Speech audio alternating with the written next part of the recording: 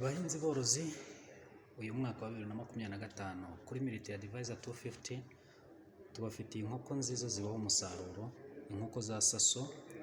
Tubafasha rero kubagira inama mu byiciro byose by'izo nkoko kuko ziraboneka. Iyo muduhamagaye kuri 0788 960 726 tubagira inama ku bijyanye n'uburwayi bwazo, tukabagira inama mu bijyanye na demarrage, tukabagira inama z'uburyo wagaburira ndetse n'uburyo wakwikoreramo ibiryo. Tugane kuri iyo nimero navuze hejuru 0788 960 726. Niturangiza turakwamamariza, nitumara kwamamariza niba ufite ibicuruzwa turagufasha. Tubafitiye kandi n'imashini nziza zizabafasha mu guturaga amagi, mukabona cya cyororo mutagiye kuvunika. Izo mashini nazo ziraboneka mu byiciro byose kandi guhera ku mashini y'amagi 60 kuzamura. Izo mashini zirahari kandi ku giciro gitoya. Murakoze.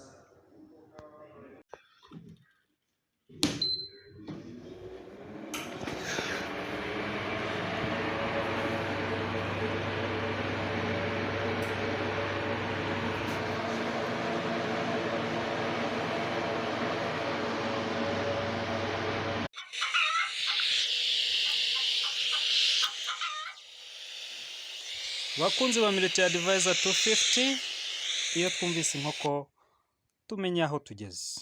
Tuba tugeze ku bujyanama ku bworozi bw'inkoko.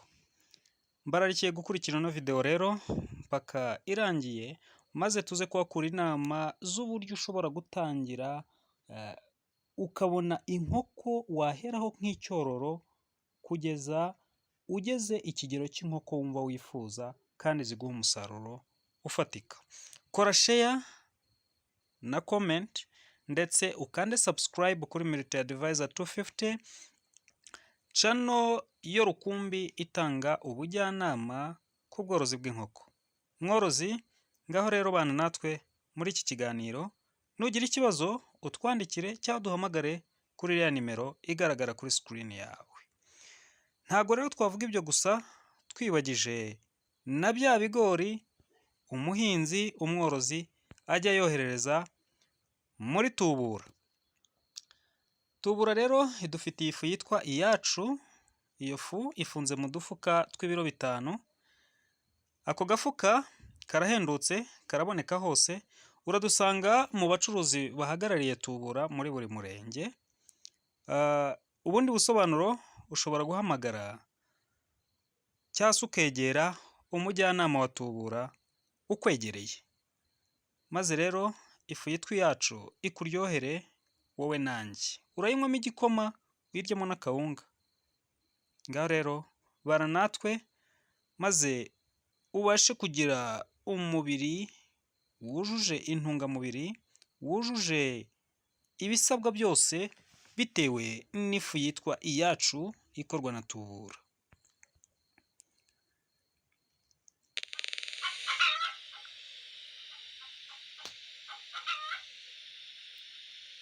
Nuko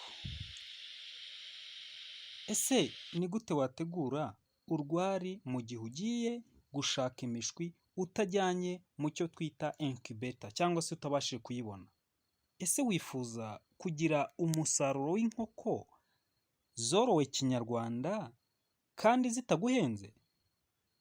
Kurikirana ino video maze tumenye uburyo ushobora gutegura urwari rwawe rukaba rwajyaho amagi menshi, inkoko ikayaturaga yose kandi nta na rimwe ripfuye. Kurikirana ino video, icyo ngusaba njyewe cyonyine ni share, like and comment. Nurangiza uze gukanda subscribe, wibuke na kakazogera kugira ngo ibiganiro byose bizajya bicaho bijye bikugereraho ku gihe. Ibikenewe rero turi bwiteho kugira ngo tubashe gukora iki kiganiro cyacu, tubashe gukora experiment ijyanye n'uburyo wateguramo imishwi, waturagisha imishwi myinshi ukagera ku nkoko zirenga 100 kandi utagiye gukoresha incubator cyangwa se bitagiye kuguhenda ku kigero wumva gishoboka.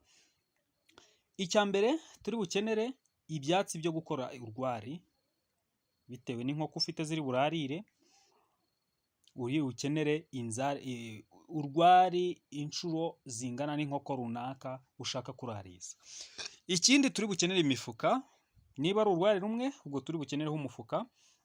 Umufuka ni ukugira ngo igi rijye rijyaho rihita rinyerera, ibashe kurihindukiza mu buryo bworoshye. Ikindi ni ahantu hatunganyije cyangwa se hari umutekano, hatazagera ikintu gishobora kwangiza inkoko cyangwa kikangiza ayo magi yawe.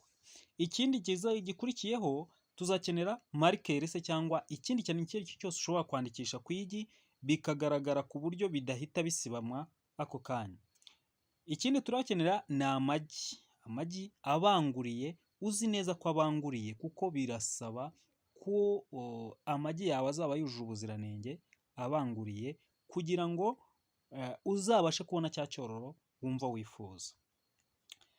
Ikindi tuzakenera noneho umubare w'inkoko twifuza kurariza.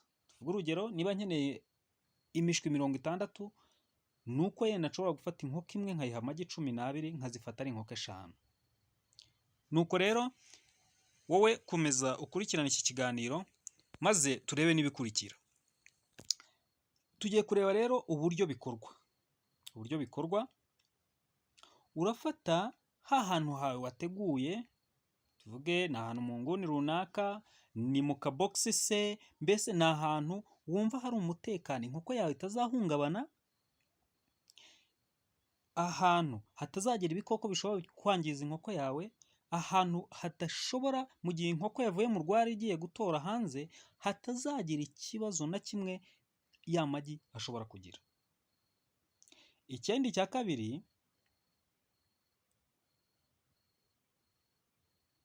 uzafata bya byatsi byawe ahantu umaze gusukura, uharambika ibyatsi, ubiforume suforume y'ikiziga,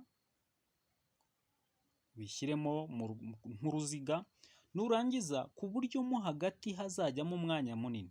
Nyuma yaho iyo urangije gukora urwo rwari, ufata umufuka mwiza wasukuye bitewe n'uko urwari rungana, ushobora kuwusatura, ushobora kuwushyiraho uko ungana ukawurambikaho. Niba muri kubireba kuri ino shusho iri aha, biragaragara uburyo ufata rwa rwari rw'ibyatsi wari wamaze gutegura, wateguriye ahantu heza hasukuye, ukarurambikaho wa mufuka, then ya magi yawe ukaba ariho uyarambika.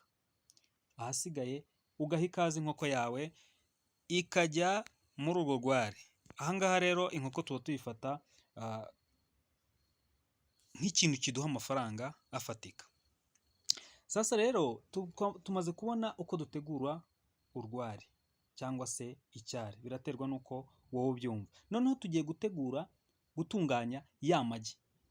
Inkoko yacu ntabwo wayihereza amagi 12 ngo izapfe kuyakaraga yose cyangwa se kuyararira yose wowe ubwawe utayifashije ngo bikunde. Ni gute rero tuzabigenza? Icya mbere uzabanza uhitemo ya magi yawe.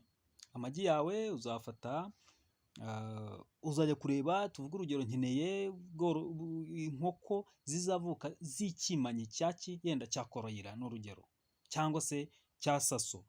Nuko nzajya kugura amagi ya saso se cyangwa ya koroyira bitewe n'umusaruro ngewe mbishakamo. Nurangiza uzafata ya marikeri, amagi mfite yenda nkeneye ko inkoko yanjye iri burarire amagi 12. Amagi 12 ndafata ya marikeri, mfate igi rimwe nk'uko muri kubireba kuri ino foto, hariya naho inkoko yari isanzwe itera, ayo magi nzayakuramo, noneho njye kugura ya magi nzi neza ko abanguriye y'icyororo nshaka ko inkoko yanjye izaturaga. Nindangiza mfate ya magi nyashyireho marike, nyashushanyeho kugira ngo njye menya ese inkoko yarihindukije uko bikenewe. Ninjya kuyashyiramo njye nzayashyiramo mu buryo butandukanye, ntani mu buryo bumwe, ku buryo ikimenyetso nzashyiraho niba ari hejuru yenda tuvuge urugero natikinzeho V cyangwa se X, ku buryo ninyarambika igice cyo hejuru cyose kizaba ari X. Nindangiza ya magi yanjye ngiye kuyarambika hehe? Mu rwari. Nindangiza kuyarambika mu rwari, nkeneye kumenya inkoko igiye kuyajyamo niyajyamo nzajya njya kuyahindukiza igihe kingana iki. Mu minsi ya mbere ntago nzayahindukiza, nzayahindukiza byibuze inkoko igeze ku munsi wa 11 iyararira, nibwo nzajyamo nkajya kuyifasha kugira gute, kuyahindukiza, kuko iba imaze kugera ikigero inaniwemo. Tugeze ku munsi wa 21, umunsi wa 21 niwo ubundi ubusanzwe inkoko ivuka, cyangwa se umushwi w'inkoko uvuka ku munsi wa 21. Aha nk'uko mubyumva, wa mushwi wacu, ya mishwi twamaze gushyira mu rwari, ya magi twamaze gushyira mu rwari yatangiye kuvamo imishwi. Ni hahandi, kuko buri gihe, buri gitondo ujya gusura ukamenya ese inkoko, niyo mpamvu nakubwiye ko nugeze ku munsi wa 11 utangira kujya kuyifasha guhindura. Ni ukugira ngo utangire no kwitegura kumenya ese ya nkoko yacu kwigeze mu minsi yenda 20 ntago yaba ikeneye iri hafi guturaga. Nibyo rero uzatangira kumva amajwi ku munsi wa 21. Ku munsi wa 21 wa mushwi wacu utangira kumena igi, utangira kurimena. Aho rero niho uzamenya ese ya nkoko yanjye amagi yapfuye nangahe, amagi mazima nangahe. Amagi mazima nuko azavamo ya mishwi, ayapfuye niyo avamo amahuri.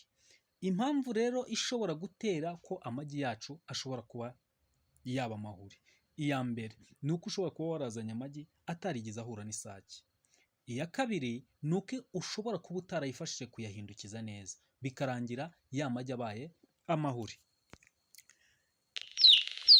Ahasigaye rero, aha tugiye gutegura uburyo ya nkoko yacu twayirarije, amagi irayaturaga, havamo imishwi runaka twifuzaga. Niba wayifashije kurarira neza, izayakuramo yose. Niba utayifashije, hashobora kuvuka 10 mu magi 12 twayihaye. Noneho bitewe n'ubworozi twe dushaka kubikora, dukeneye kubikora kinyamwuga bya kijyambere, cyangwa se dukeneye kubikora nk'ibisanzwe se, cyangwa kwa kundi twabyize mu biganiro byagiye bitambuka, uko twabonye twororamo inkoko. Hari inkoko zororerwa mu kiraro, hari inkoko zororerwa hanze no mu kiraro, hari n'inkoko zororerwa hanze gusa.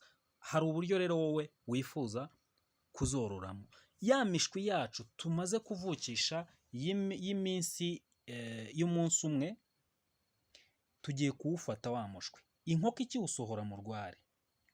Noneho wateguye ahantu runaka uzashyira ya mishwi, cyangwa se inkoko izakomeza iwugendane hanze. Ariko sinakugira inama y'uko inkoko izakomeza kuwugendana, kubera ko wifuza kubona icyororo cyihuse. Ahubwo uzafata ahantu runaka mu nzu se uzategurira ya mishwi, ukayikuramo, ugacanamo amatara ayegereye. Niba ushaka kubikora kinyamwuga, ugacanamo amatara ayegereye, aya matara y'uducuma yaka umuhondo. Aya matara agira ubushyuhe, bwa bushyuhe yakagombye kuba umushwi wakabaye ugira ukuye mu mababa ya nyina, ntabwo uzaba ukibukeneye, kuko hari itara rizaba rigize gute, rihari. Noneho uyihereze, ucane rya tara ryegereye wa mushwi mu gihe cy'amanywa. Mu gihe cya nijoro wohereze nyina ijye kugira gute, ijye kubamo, kugira ngo ize kuzibundikira nijoro. Ushobora kuzifata rero izo nkoko wamaze kuturagisha, ukazishyira ahantu uzazitaho zonyine. Ushobora gukoresha itara, ugakoresha n'imbabura irimo amakara, cyangwa se ugafata ya mishwi ikajya yirirwa ahantu hamwe, mu gihe ukayihagaburirira mu gihe cy'ijoro, ukoherezamo nyina ikajya kuzibundikira. Iyo rero bizatuma za nkoko zawe nkuru zari zisanzwe zituraga zitera, nuyishyira hanze zirirwa hanze iminsi igeze ku gihe cy'iminsi 15, inkoko yawe izaba yatangiye kugira gute, kongera guhunika, igiye kwitegura gutera. ntabwo twareka rero kubashimira kubera uburyo muba mwadukurikiranye, muba mwakurikiye ibiganiro byacu. Turabashimira kuri comment muduha, turabashimira kandi ku bakora like, ku bakora subscribe. Abo bose muri aborozi b'ingenzi kuri twebwe. Tubashimiye rero uburyo muri mwadukurikiranye kandi tubararikiye ibindi biganiro bindi bizakurikira. Nimero yo guhamagara ni 0782 956 Umujyanama ni Mugabe Charles nk'ibisanzwe. Mbararikiye kudukurikirana mu biganiro bizakurikira. Mubane n'Imana. Ndabashimiye.